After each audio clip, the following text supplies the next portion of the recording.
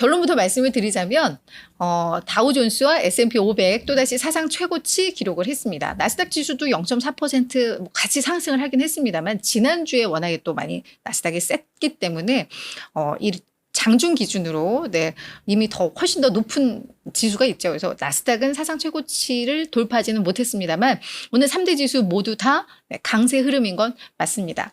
다우가 0.5% 상승했고요. 뭔가 다우는 되게 못 가는 듯한 느낌이었는데 그래도 좀 꼬물꼬물 계속 올라오고 있었습니다. S&P도 오늘 0.3% 상승을 했습니다. 오늘은 일단 도널드 트럼프 대선 후보이자 전 대통령 그 주말 사이에 좀 총격을 받았죠. 그래도 무사히 귀 쪽의 상처는 났지만 생명의 그리고 큰 건강의 그 줄기에는 지장이 없기 때문에 시장에서는 이걸 안도를 했습니다. 지지를 하든 하지 않든 간에 이게 정말 혹시라도 사망으로 이어졌거나 했으면 시장은 너무너무 변동성이 크고 급락했을 수도 있어요. 너무 충격적이기 때문에. 해서 오히려 이제 그 부분에 대해서 안도 랠리가 좀 이루어졌다라는 분석들이 많이 나오고 있습니다.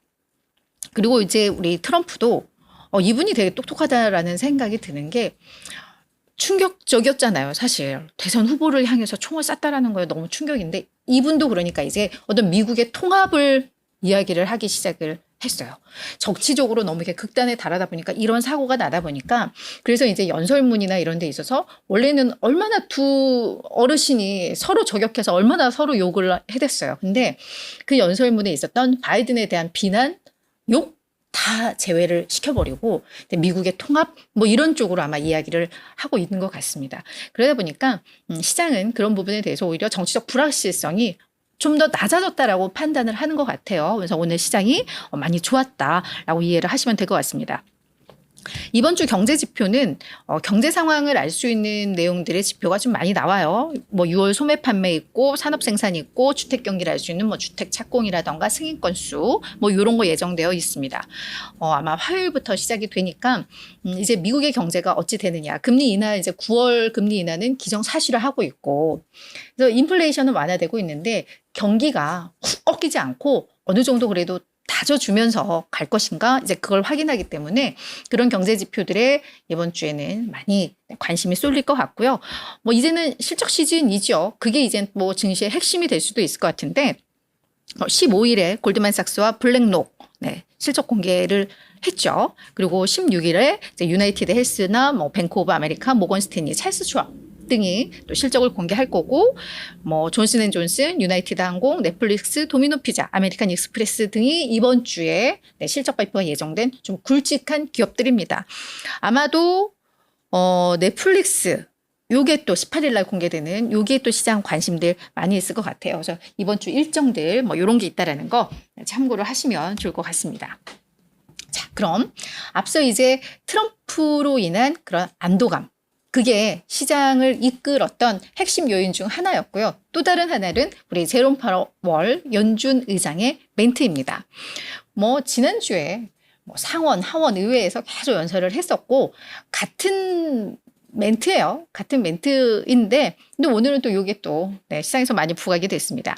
워싱턴 DC에서 지금 경제 클럽이 진행이 되고 있는데 여기에서 좌담회를 하고 그러면서 했던 발언들인 것 같은데요. 우리 이제 금리 인하에 대한 기대감을 높인 멘트예요. 금리 인하를 하기 위해서 인플레이션이 2%까지 도달할 때까지 우리는 기다리지 않을 거야. 왜? 시차라는 게 있잖아.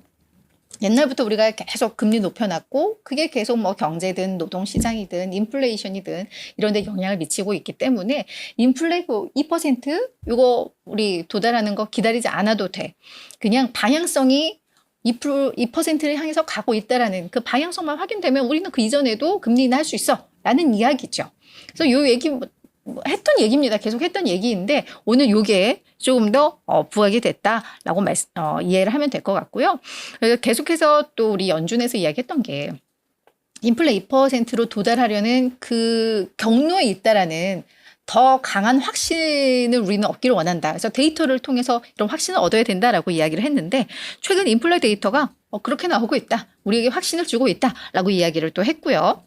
그러면서 또 다른 이야기, 경제에 대한 이야기를 했는데 미국 경제의 하드랜딩, 그러니까 경착륙 완전히 쿡 꼬꾸라지는 이거는 실현 가능한 시나리오에 없다. 경착륙은 없다. 그러니까 최소한 연착륙이거나 소프트 랜딩이거나 아니면 뭐 경제 상황 계속 이렇게 꾸준히 안정적으로 성장한다라는 거죠. 그래서 경제에 대해서 물가에 대해서 금리에 대해서 시장이 원하는 거 그냥 다 종합 세트로 보내줬습니다.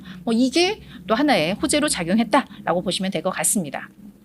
또 오늘 시장에서 주목할 게 앞서 보니까 우리 JK님도 요거 올려주셔가지고 제가 잠깐 웃었는데 네, 러셀 2000이 오늘도 1.8% 상승을 하면서 4거래일 연속 상승 흐름 이어가고 있습니다. 요거는 중소형 지수예요. 그죠? 중소형 지수이기 때문에 저거 가는 거 근데 이게 일단 2022년 이후에 최고치까지 올라간 거고요. 지금 시장에서는 계속 이렇게 순환매가 돌고 있다라는 거죠.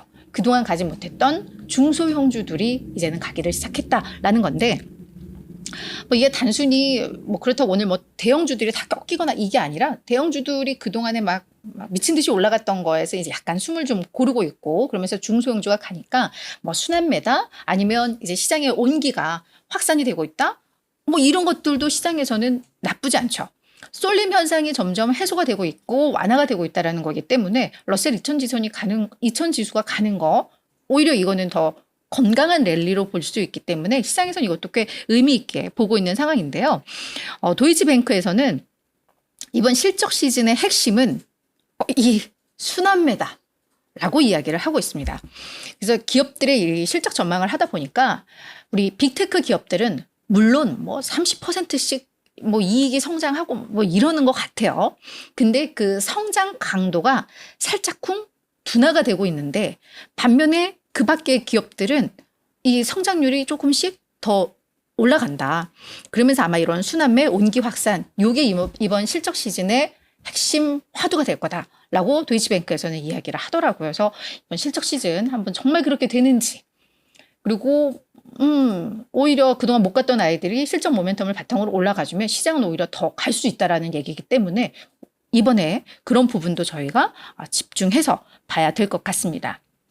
그래서 지금 순환매에 대해서는 트럼프 당선 가능성이 일단 높아졌어요.